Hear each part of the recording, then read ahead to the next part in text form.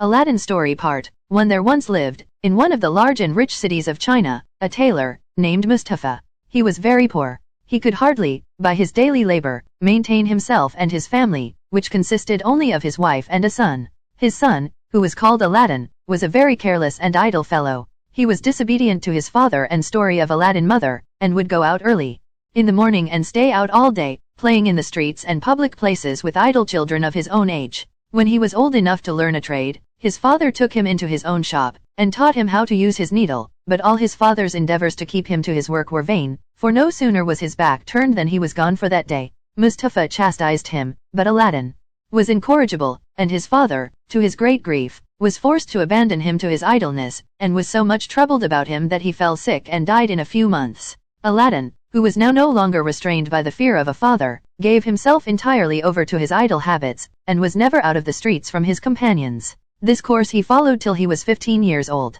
without giving his mind to any useful pursuit, or the least reflection on what would become of him. As he was one day playing, according to custom, in the street with his evil associates, a stranger passing by stood to observe him. This stranger was a sorcerer, known as the African magician, as he had been but 2 days arrived from Africa, his native country. The African magician, observing in Aladdin's countenance something which assured him that he was a fit boy for his purpose, inquired his name and history of some of his companions, and when he had learned all he desired to know, went up to him, and taking him aside from his comrades, said, "Child, was not your father called Mustafa the tailor?" "Yes, sir," answered the boy, "but he has been dead a long time." At these words the African magician threw his arms about Aladdin's neck, and kissed him several times, with tears in his eyes, and said, "I am your uncle. Your worthy father was my own brother. I knew you at first sight, you are so like him." Then he gave Aladdin a handful of small money, saying, "Go, my son, to your mother, give my love to her, and tell her that I will visit her tomorrow,